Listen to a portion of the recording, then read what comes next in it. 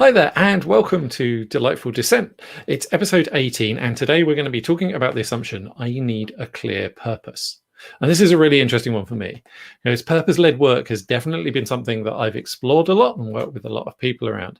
And there's some really big evidence that actually having purpose in your life is quite important for mental well-being and for psychological health. So it's definitely a really big topic.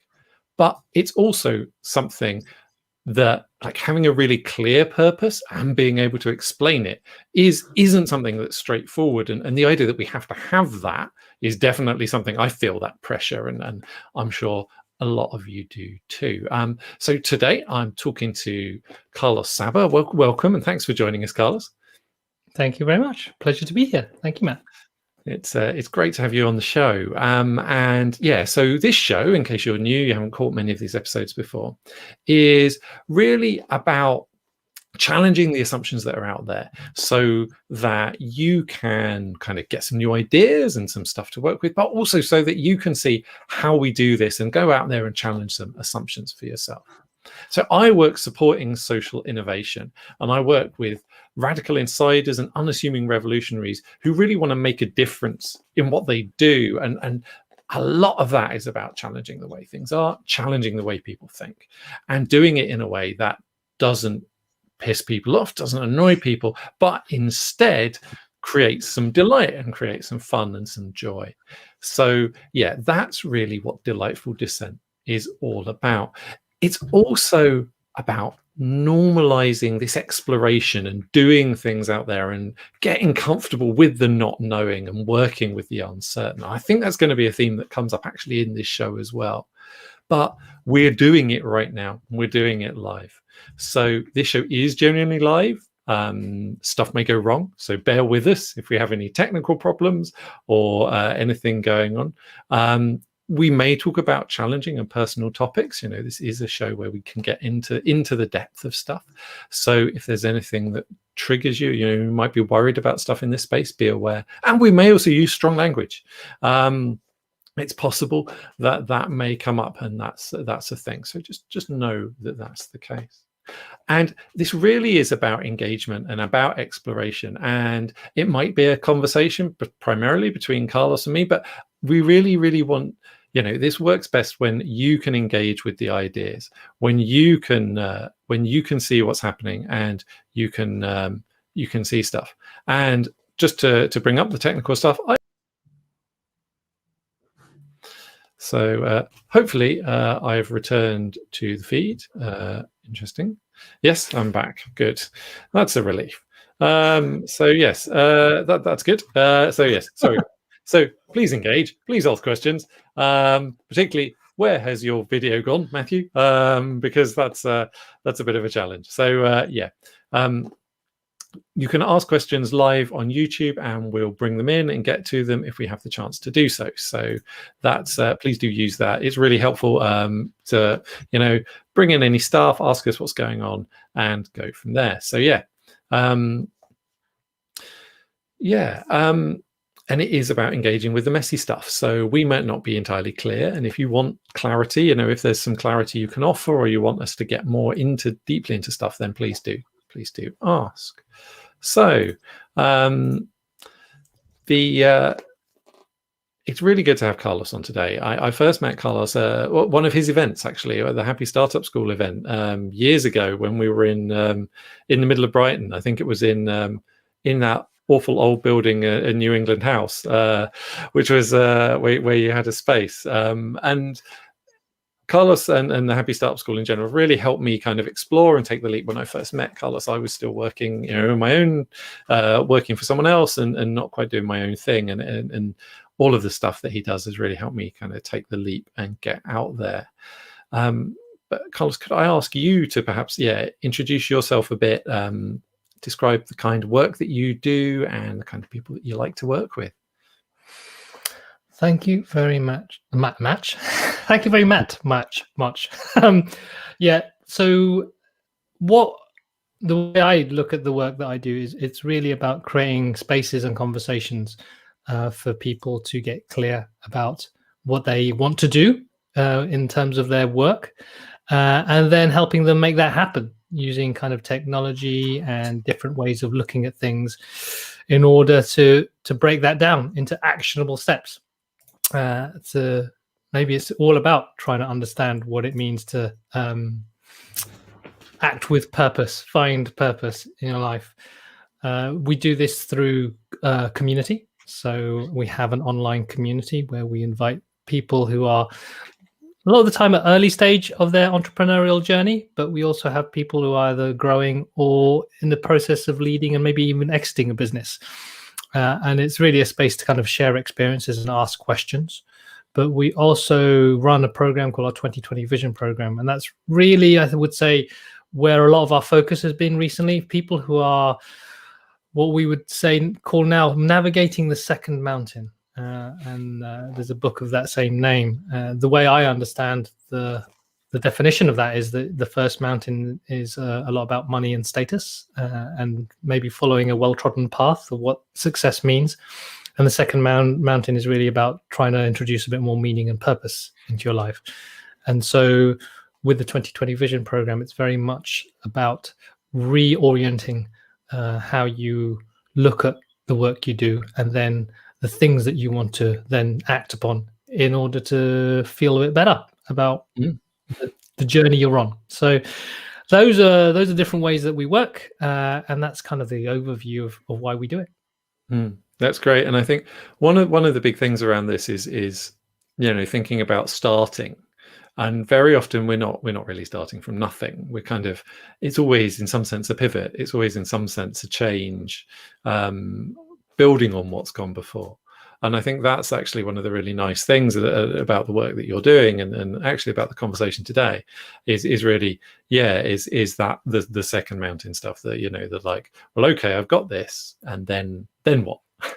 It's a very challenging question because it's not one we're often prepared for. Yeah. The question is I think I've seen it a lot now. People just sharing that question: is this it? Yeah. You've got something, you've achieved something, you've got to a certain place, and there's still something not quite right, or there's something missing. And I think the question is then, what is it that's missing? And until you know that, you don't know how to go for it. Absolutely. So yeah, we'll get into this in a lot more detail in a minute. But before we actually really get into it properly, I always ask, I like to ask my guests to share a quote that kind of gives us a different perspective, brings in, gives them some support in the direction that they're going to take, exploring the assumption. So have you got one that you'd like to share with us? Oh yes. Now let's see if I can remember it. It's I was trying to think about a quote that was really apt for this, and it's a bit of an obscure one, and it's basically, some creatures like bees seem to exist for a purpose, whilst others like butterflies seem to exist just to exist. Yes, unpick that one. Yeah, it's a really interesting one because it's I like the fact that it seemed to as well. It's like, what's there's an obviousness to what bees are doing, and it's productive in a sense, whereas it isn't so obvious, to the acting from the butterfly. So yeah, no, I love that. Yeah, what is it that made you want to share it? Firstly, because you told me I need to find a bloody quote to encapsulate on this conversation. But when I found it, I trained as a scientist, so I wanted to understand, what does this really? Is this really a true quote? Are butterflies really purposeless? And I had to look into it, and it's like, butterflies actually do help with pollination of flowers, and they have a role. Not as big as bees, apparently, but they still do have a role. So if I was going to break it down, the way I understand it is there's something around bees, around the collective, a kind of a clear joint mission to do something, i.e. make honey and make the queen survive, and do that by finding nectar, and through that collecting pollen and then spreading it between flowers. And there's a real direction of travel for this hive. While with butterflies, there's a sense of freedom, a sense of just flitting around, and as a byproduct, actually pollination of flowers happens. And so there's something interesting there around a sense of freedom, individuality, versus being part of a collective journey or system. Yeah, definitely. No, it does. It really makes me want to get into. So I think if we get into the assumption here, and we're going to be talking about I need a clear purpose, but it's one of those words like purpose. What actually do we mean? What is purpose? What are we actually talking about here? When we are talking about the butterflies and like what is different in their purpose than bees. And so what does that mean for you? So the basic definition that I am most comfortable with around purpose is essentially doing something other than for yourself. So there's a greater impact to the actions that you're taking, and there's a focus and a direct and intention with the actions that you're taking, because they're trying to achieve something else that isn't just about your self gratification or fulfillment or even pleasure. There's something that you're trying to change in the world, for instance, is maybe a way of looking at it. And so for me, purpose is something that it's a service to others, or service to the world, service to your environment, and not necessarily about yourself.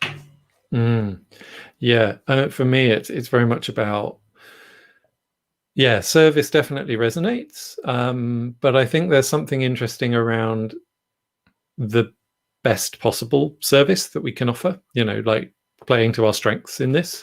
That there are many things we can do to help, but not all of them serve. And actually finding out where we meet our own needs and the needs of other people, and the intersection between those things feels more purposeful than the kind of out and out helping just because. And I think that's definitely been a confusion for me in the past, and a struggle for me in the past. So that real sense of that intersection of like, where are my needs and where are the needs out there, and what's the link between those? And I really like that, that link to purpose as being outside of you. But it's kind of the outside of you. It's either the outside of you that is in you as well, or it's the in you that's out there. It's that for me, and I think that's a different. For me, that's what makes it purpose rather than something different. See, I'm going to disagree. From my frame of reference, anyway, because I think you can work with purpose, but actually, maybe part of the thing that got me when you're talking is like my purpose. This idea of like, what's my purpose? How does my purpose align with? I'm actually coming around to things like there's no such thing as my purpose. There's a purpose. There's a purpose. There's something we want to change in the world, and what, in terms of my experience of working to that purpose, is whether that has meaning for me. Whether that feels meaningful, whether that feels like it's something that, and maybe we can talk to this later, what does meaning mean? But it's meaningful for me to do that thing. And the example that I've come to use is like a teacher in a school.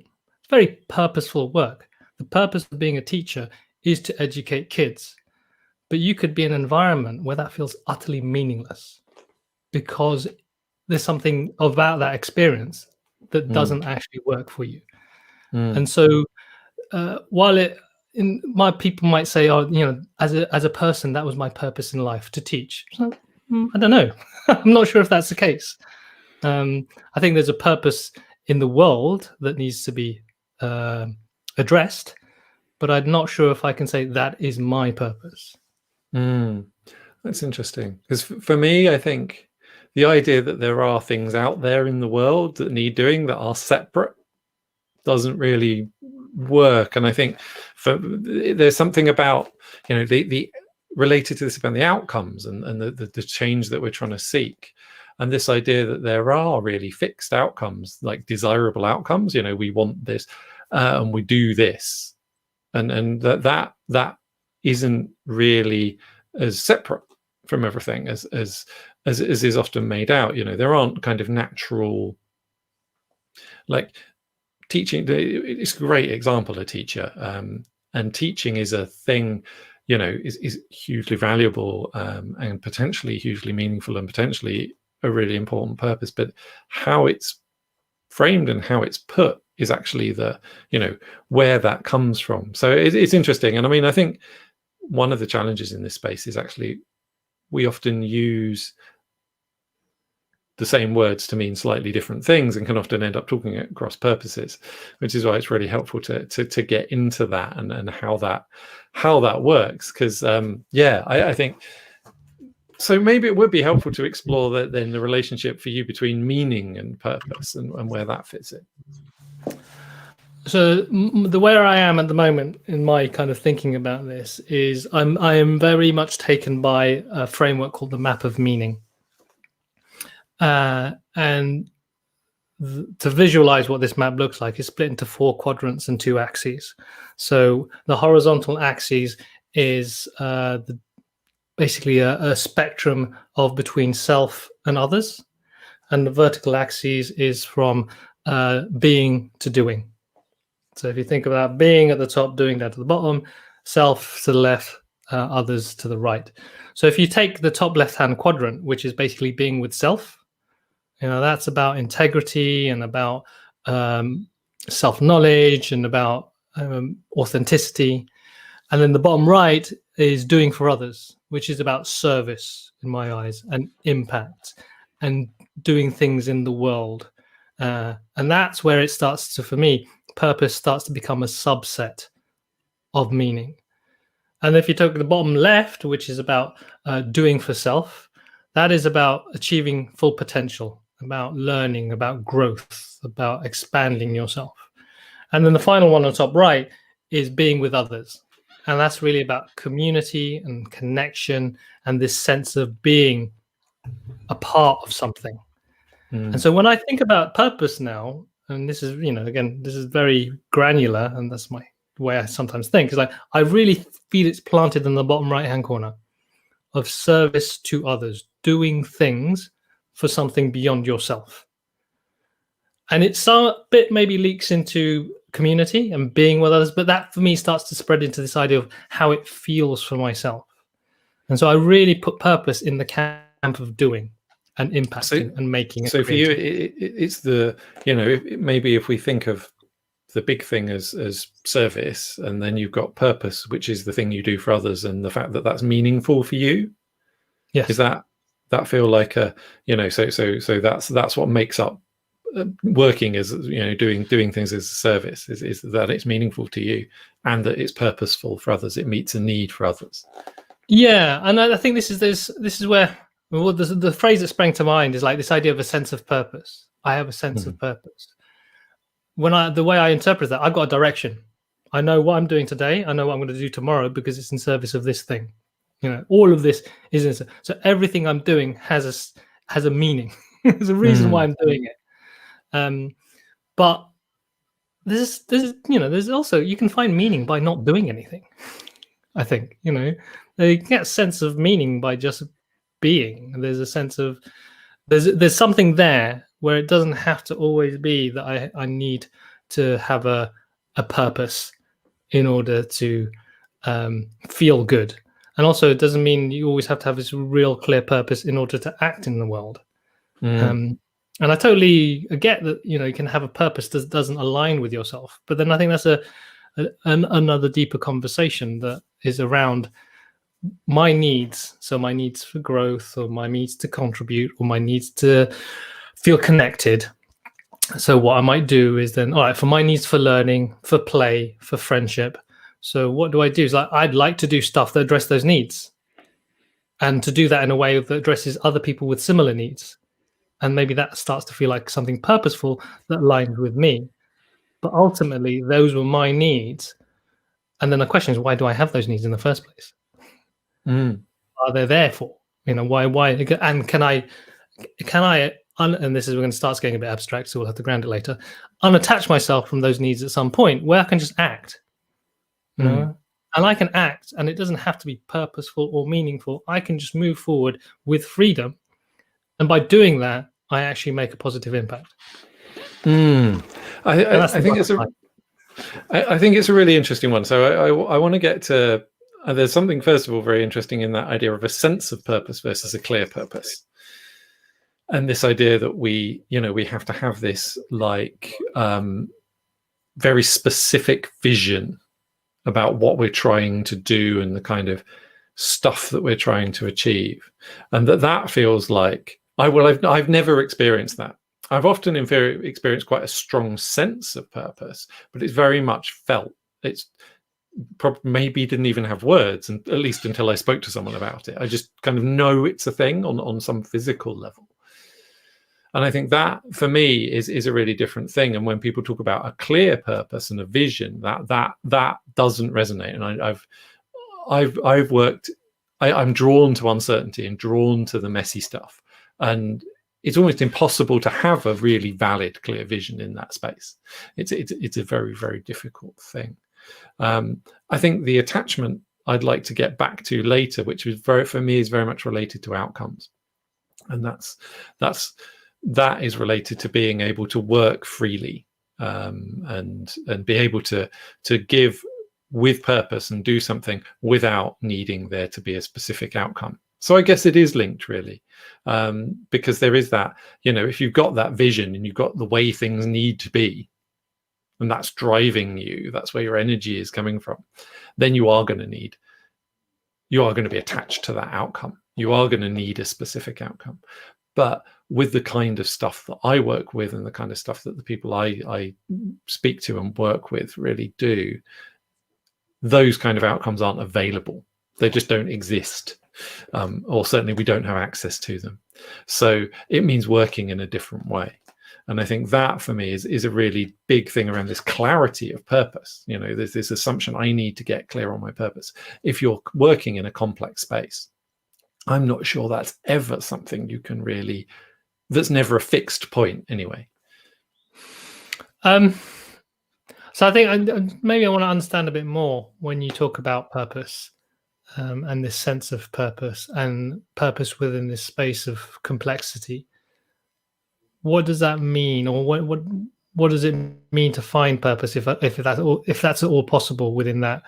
And what is that space of uncertainty that you're talking about? So uncertainty and complexity, first of all, for me, go entirely together. Complexity is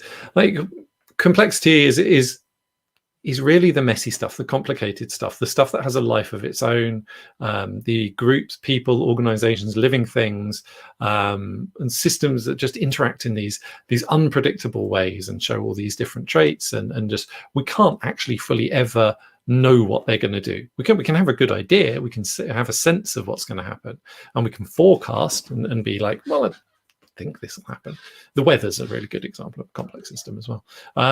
But we can't know for sure. And that's one of the things that makes working with them really difficult, because it's like, well, okay, I want to help. I want this system to I want to influence the behavior of the system in a way that's positive for me and for the person I'm working with, or the organization I'm working with. But I can't say A plus B goes to C. I can't work in that way. I can't be like, so what do I do? And that is a really big part of it, because often purpose it almost feels like a recipe. It's like that imprinting, that pushing out of the work into that space, onto the thing, and that's a very different thing. That's I'm not sure that's very healthy with any complex system. It causes all sorts of problems. It either doesn't take, or you get kickback, which is the opposite, which is the kind of rebellious streak. If you've perhaps one area we definitely do complex work and uncertain work is with kids. when we're with our kids, and how often do you get that kind of kickback when you're like, if you try and make them do something. And I think for me, the way that purpose is talked about is often about making something happen, making a system behave in a certain way, making a person behave in a certain way, making an outcome happen. And that doesn't work in this space for me. So if I was going to interpret that in terms of an organization, for instance, to start with that. So we have an organization of people that are not working effectively. And they're not working effectively because there's a set of goals and a set of actions that organization is supposed to perform that will make a change in the world of some description. And I would say that change in the world, or the things that they're going to do, there's a purpose there. There's a purpose for that organization. And so for the people within that organization, there's a purpose for being there. There's a purpose for each of their roles in order to achieve the outcomes that the organization is going to achieve. And if they're all unhappy and miserable, then maybe my purpose is to come and try and make them all happy so that they can work more effectively, or for the people who aren't happy to leave because they need to find something else that they are happy in. And so I have a very clear, with it, even though it's a complex system and there will be kickback and you can't necessarily say push that button and everything works. I would interpret that situation. There's a clear purpose for me to be there. As Chief Happiness Officer, my clear purpose is to make sure everyone here works effectively, whatever that means. And the challenge is understanding, what does that mean? Yeah, and I think that gets to the crux of it. It's not to say that it's throwing up my hands and saying we can't do anything when we encounter a complex system. We definitely can. It's about engaging with it and kind of working with it and exploring, rather than being about, okay, I know what we do and we do this, this, and this. And I think that's the really big difference. And for me, this gets to purpose, and as that really. Purpose as a verb, is like it's an ongoing process. It's like I don't discover this kind of purpose because I'm discovering me, and I'm discovering the context and the changing world all the time. It's always changing. So I am always discovering kind of new aspects of purpose, new ways of relating it to other people and to their needs, and my needs as well. And it changes. It's dynamic. I think for me, that's probably the really big thing about this. It is really dynamic and moving, and that for me, that's why there's no, the way I take that, and the way it sort of mixes with the ideas that I have around this, is that there's no sense of personal purpose. There's no sense that I have a personal purpose. There is a purpose for me to be talking to you. There's a purpose for me to be working with Lawrence. There's a purpose for me to help the people in our community. There is something we are trying to achieve or get towards or do something together. By me articulating what that is, it's easier for other people to know how they can input and support and be part of it. But me individually, as my personal purpose in life, don't know. Not sure. At the moment, it feels good. Yeah, and I think that contribution. And that I think is the important thing, rather than deciding it's almost like deciding what we want to be, and it's one of those questions, when you ask kids growing up, say, what do you want to be? I answered that question differently whenever I was asked. I never had and to the end, it was like, and actually, where you get asked that question over and over again, it kind of puts you in a box, and you're kind of fixed in terms of how you can respond and your range of response. And I think that's one of the really important things for me is this is so contextual. There's something really about the context we find ourselves in, and the context of whatever it is that we work with, and how that works and how that relates to purpose. Because the thing I do differs depending on what I come to and how how that is. And that is very, very different from being like, my purpose is, my purpose is to do this one thing. It's like, well, kinda, but like in this circumstance on a Tuesday afternoon, what's the, but only, and so to say that's the whole of my purpose, then I get wrapped up in like, in the outcomes and in all of the stuff, which again, it just doesn't kind of, and that seems to move away from meaning, interestingly. And this is why I feel that purpose is potentially a subset, if even the part of separate from meaning. And so if I was thinking about my work, I could say my purpose is actually to spread joy. Why? Because I love joy. I really enjoy, that for me is important. My experience of life has to include joy or wonder. And because of that, I want everyone else to experience joy, awe, and wonder.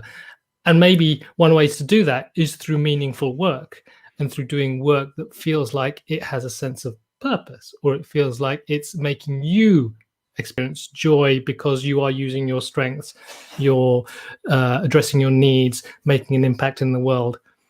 And that's a belief.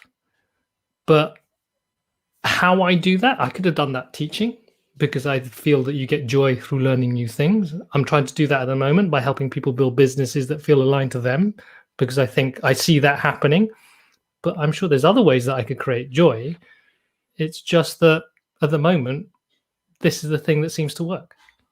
I actually find that quite reassuring. I've certainly I have a pull where I want to find like the one answer, the true answer.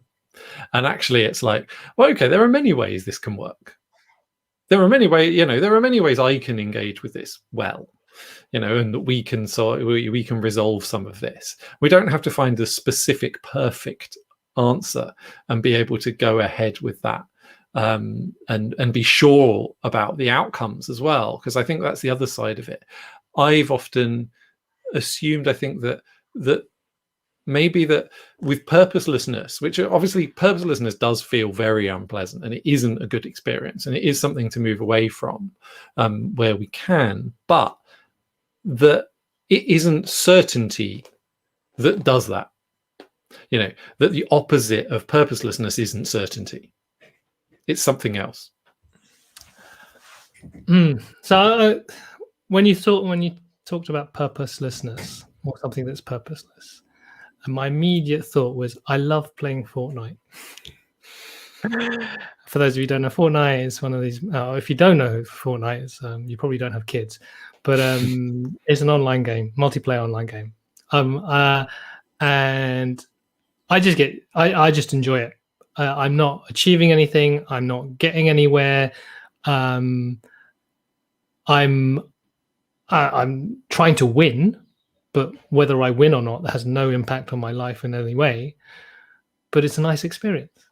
And I use that because I think there's lots of things in our lives that are purposeless, but actually are pleasant experiences. And then when I interpret what you said, Matt, was around purposelessness.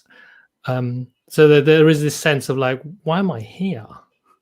What impact does any of my life have on anything, or what impact does anything I do or say or being actually have on the world? And I would come back to meaning again, not necessarily purpose. Interesting. I'd like to just bring in a comment that we've had on the on YouTube. So thank you for the comment, for your comment. Our environment gives us the privilege of being able to think deeply about purpose. Most of the world is just trying to survive as its main purpose and perpetuate the species. Yeah, and I think this is a really interesting one, and I think privilege is a part of this. It definitely is for me. There are a lot of the work, my experience of the work is actually, we think of ourselves as kind of privileged or not, as this kind of binary spectrum of privilege, or just as privileged or not. And actually, for me, it's much more intersectional than that. There are bits of my experience where I'm very privileged, being born in this country, being white, being middle class, where those things are quite considerable privilege and power, and being born male. But there are other aspects of my life where I'm actually not very privileged and where I've experienced significant marginalization. And like, how do we work with those in an intersectional way is actually a really, really big part of this, I think, for me. And our purpose is often the joining of the two. It's how do we know things outside of the mainstream if we've experienced difference. And we can bring that to the mainstream, and we can help the people who are suffering with that difference, where we're joining these things up. Yeah, I like the kind of we can, help.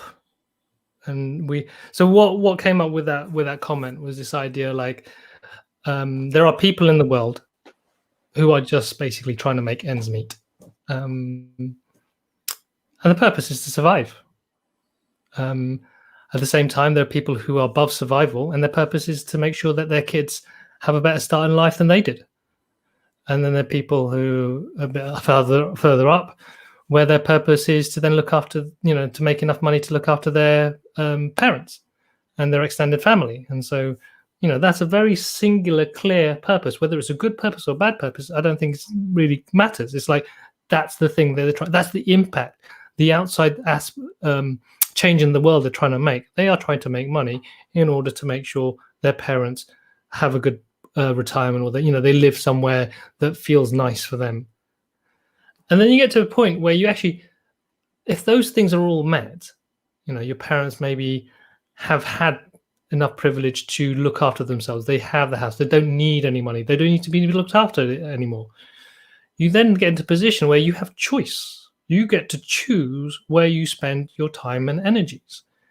And so some people may think, actually, I'm going to choose to use my time and energy to help those people who are just surviving, because I believe that is I need to do that, And this for me is where it starts to intersect, when it becomes meaningful, because for whatever reason, I need to do that because I connect with their pain or their challenges.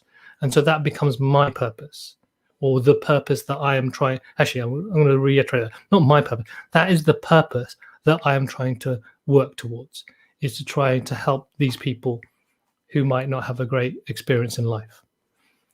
But at the same time, just to do that just because, not because you need to, or it feels right, then that's what I think you're talking to before, Matt, if I rewind, about this purpose being this thing that is just suddenly imposed on you, or is something you should do. And so I think there's lots of purpose in our life, different things that we can apply purpose to. And some of them are beneficial to the world, some aren't beneficial to the world. But whether they have meaning for you, and whether they light you up and they energize you, that's, I think, when we start talking in a more powerful way around purpose and meaning and how we can work. I think for me, there's a really important part of this about how we build our capacity, the opportunities that we generate, because this is actually the other side of what we're talking about. When we're just talking about very short-term needs, we don't have the opportunity to generate opportunity. We just have to do the next thing and the next thing and the next thing. And that's a very precarious position to be in. We can never, we don't increase our freedom. We don't increase our ability to be able to do that. And we don't increase that for other people either. And what's interesting for me about, some of the experiences that we enjoy that don't have very much purpose, don't have a declared purpose, are very often play. And play is something we talk about a lot on this show. And it's a really important kind of exploration. It's learning and it's growth, and it's all of those things that actually increase opportunity rather than result in a direct outcome. And I think that is just as important. But as we reach, we reach adulthood, we're setting our own boundaries for play. We're setting the space we want to play in. And I think that is a really, really interesting part of this. Where is meaningful for me to explore? And from if we think about purpose in the way that you've been using it, that from it's that space that then the purpose derives potentially.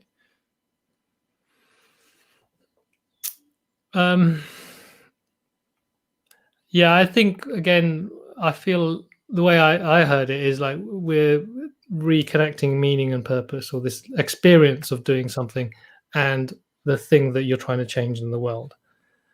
And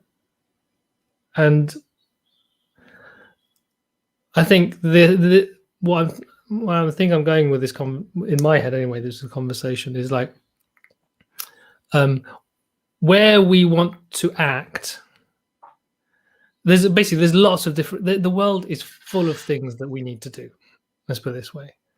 And if I feel bad because I can't do all of them, what am I going to do?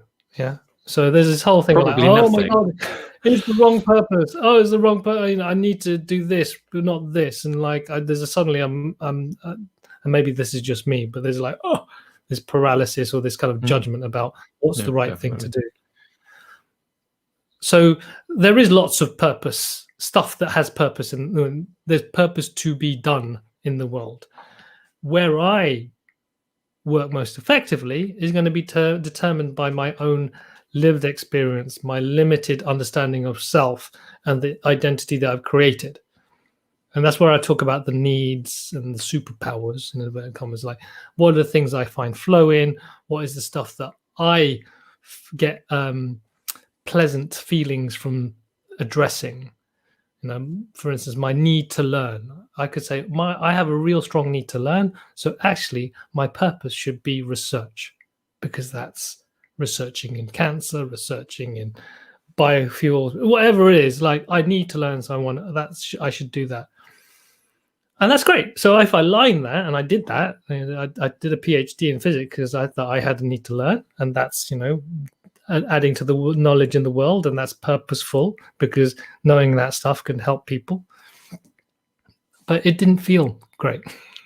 I didn't stick with it because the experience of it didn't actually meet all of my needs. And so if I didn't stick, not by not sticking with it and knowing that I couldn't stick with it, I knew I wouldn't actually create much benefit in the world. And so then it was a journey like, what is it I want to do? What is it that's actually useful? And so I decided to go and make money. Actually, no, I didn't actually go and decide to make money. So I love technology. I love creativity. Where can I do both of those? Oh, the web design industry. Is that a purposeful work? Not sure. It was helping some companies and some people, but I enjoyed it. So what I'm trying to get at there is like, I feel like I had a long period of purposeless existence, but it felt good. I learned loads, and I acquired knowledge that I can really use now. And now I'm starting to get a sense of like where I can act in a beneficial way, and I'm slowly getting a clearer idea what purpose is. I always wanted to be a teacher, but I didn't think the experience of teaching was something I would enjoy because of all the stuff around it. But there was something there. So maybe now I'm saying, well, how do I'm doing online courses, I'm doing coaching programs. Like, okay, I see something happening and this is creating a benefit. So maybe there's something there that is my purpose or a purpose. And I think that there's something really interesting there around the experience of it and the enjoyment of it. And for me, that's one of the really big challenges is, we're talking about, you and I both work with quite a lot of innovative stuff, quite a lot of stuff that really hasn't been seen before. It's one thing if you look at all of the available things you could do, all of the available purposes, maybe, and find one that fits you, and find one that's like, you try it and you're like, yeah, I enjoyed that. I enjoy that. I love this. This is my vocation. I've got it. That's not been my experience. And that's usually not the experience of the people that I work with and talk to a lot. And actually the people I like talking to a lot. It's much more about like, well, I looked around and I tried a few of these things and none of them really fit. And then based on what I knew from that, I thought probably none of them are gonna fit. And then it's like, well, what do I do? Great. do I just have no purpose? Do I just do work that I don't enjoy the experience of, but that actually people value, or something else? And I think there's like stepping into that and exploring that is first of all, it's not something we're trained to do. It's not something we're taught to do. And second of all, it's actually quite hard, and it can raise a lot of fear and a lot of a challenge for people. So I really like the idea of experimenting and trying it on, because for my certainly in my experience, like I've spent a lot of time thinking, oh, it would be brilliant if I did that. I'd love to be that. And then I've tried it and been like, yeah, don't like this. Don't like that bit of it. Doesn't feel right. And I've done this a lot and thought about this a lot, and I still really struggle to predict what something's actually going to feel like, what the real feeling of it's going to be like. That's really, really hard, and I don't think it can be fully predicted. So we do have to try it out, but we have to try it out in a way that doesn't cost us everything if we're wrong. That's interesting you just said cost, because I believe one of the biggest challenges for people, and maybe this is, again, maybe I'm projecting here, but I believe this is definitely was for me for a while, is the cost of time. And this idea, I only have a limited time in this world. I need to find my purpose soon, or else I won't have much time to act on it. It will be too late. And so you then have this whole fear of trying things in case it's the wrong thing. And so how far do I have to go down that path in order to know if it's the right thing? But if I go too far, then I won't have what's the opportunity cost? And what about that direction and that? Suddenly you don't do anything. And it's another night of Netflix binging. And so I feel there's something here around scarcity. You talked about uncertainty and complexity, but also I think there's this idea of feeling like, I don't have enough time, or I'm not going to find the right purpose, or that purpose that I'm going to choose isn't going to be big enough or bold enough. And so when we talk about, and this is similar in the startup world, when we're talking about lean startup and experimenting and pivoting and persevering, there's always the cost of time. And so if you feel that there's all that cost of time every time you make a decision, then it puts such a weight on that decision that you don't want to make a mistake. So how can we loosen that up a bit and go back to what you talked about before, play and butterflies? Yeah. And how would you, when we were talking before the show, I always chat to my guests a bit before, you mentioned you came up with the phrase minimum viable purpose, which I really rather liked. And I think that feels very, very appropriate for this. It's like, well, what can I do that's little? What can I do just to get into that, to feel into it and to try it out, rather than it being like so serious and everything and all about, like, I think that's the other side of purpose, is that idea that if I need to find it, I need to find the one thing. It's like, well, this could be a little aspect of it. This could be something I enjoyed doing for 10 minutes. And I'm one of those people. I've lost count of how many like hobbies I've had. I've studied so many different areas of work, and I've worked in different areas and different, on different aspects of stuff. I don't have that like singular purpose. I just don't. It's much broader. It is much more butterfly-like in that sense. It's just bouncing around to do different things, and just because they're, I think that's a really interesting to understand purpose in those terms.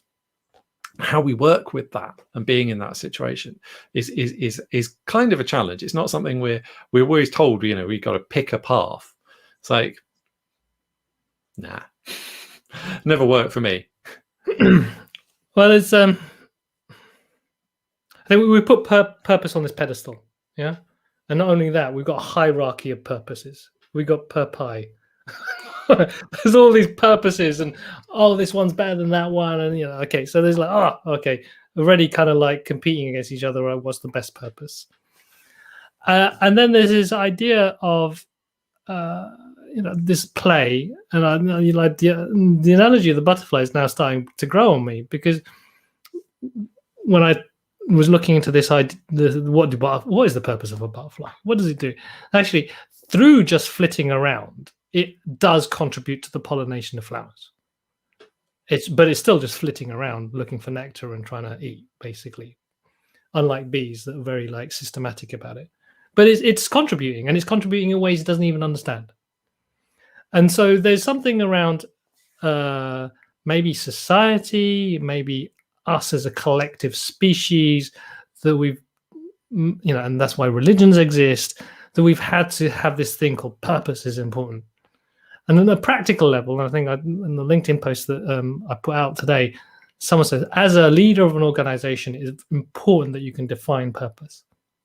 So at a very practical level, in order to coordinate a bunch of people so that they're actually playing together and working in the same direction, defining a purpose for being there so that you feel like you're in the right place makes complete sense.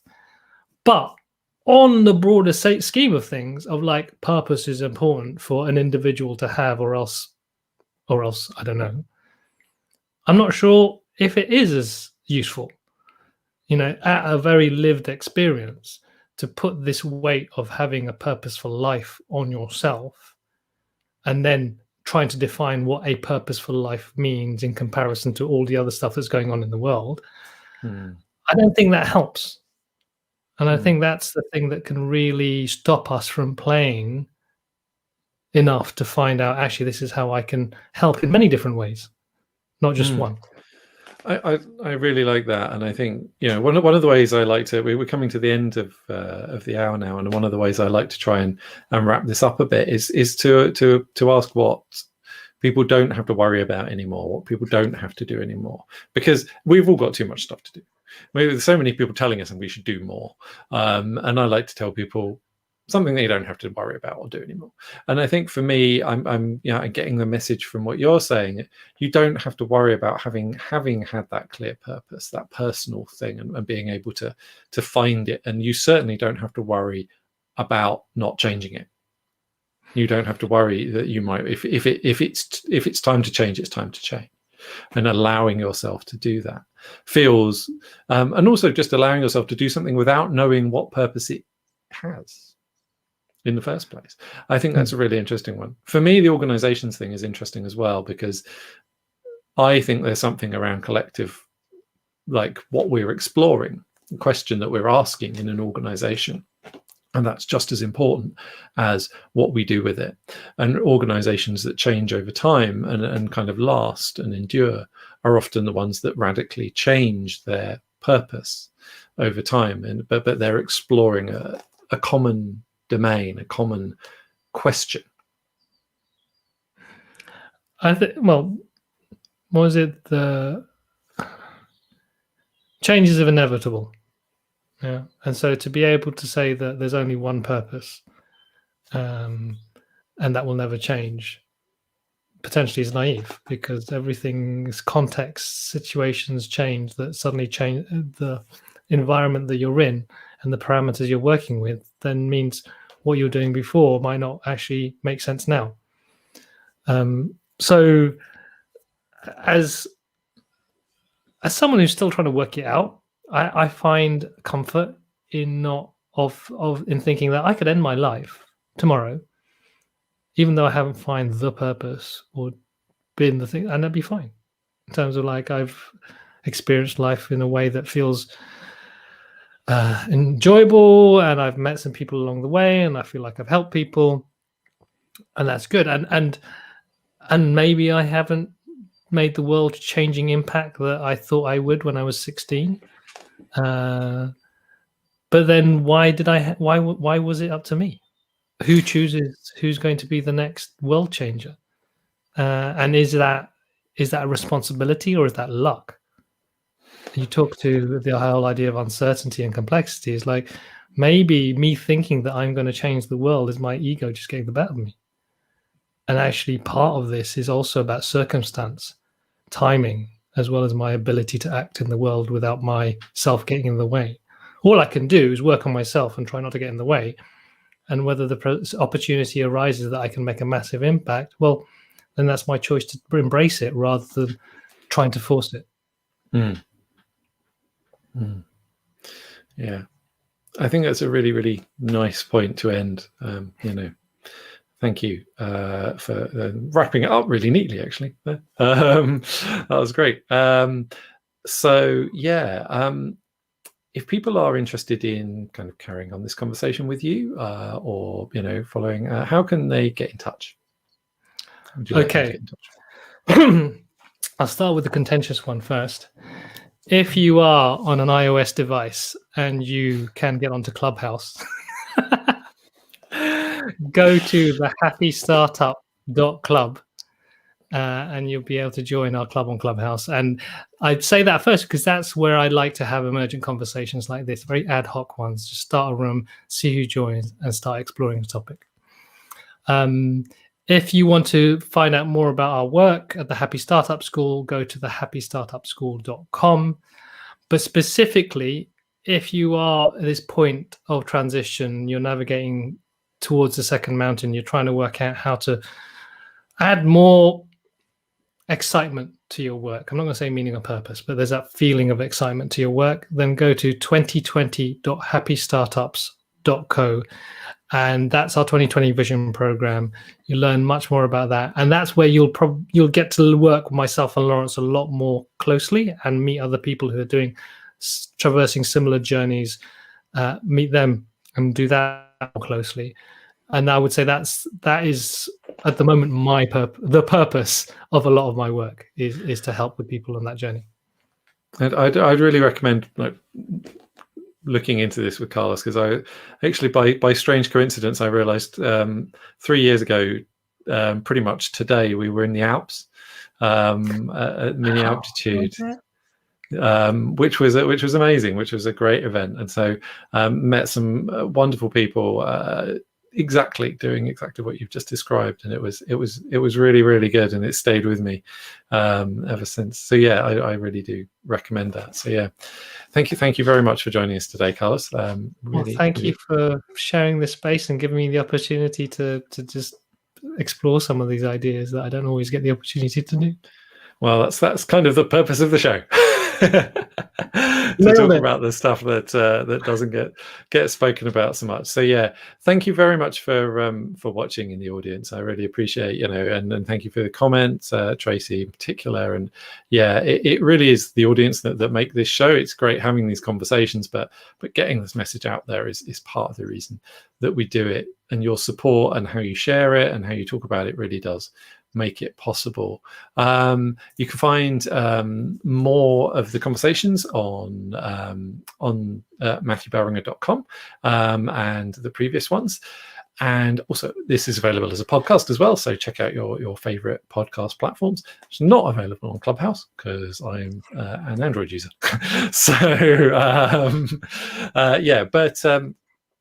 Yeah, do get out, share this stuff, get in touch with me, get in touch with Carlos, and carry on the conversation. I really do hope this kind of got you thinking and got you asking some questions for yourself. So yeah, do reach out and ask. The next episode, I'm going to be talking to Vic Sanderton about the assumption, just be yourself. And this is a really big one for me. I think it's advice I've had over and over again, and it's often really bad advice. It gets into the whole authenticity thing, and I think it really does line up with purpose. That idea of we connect with this. There's this enduring authenticness, and that getting that out into the world is what we should be doing is a really, really interesting one to explore. So we're going to be talking about that at 1 p.m. UK time on Thursday, the 23rd of March. So please do join us then. Until that point, yeah, go out and make some delightful dissent of your own. Thanks very much for watching, and see you again soon. Bye-bye. Goodbye.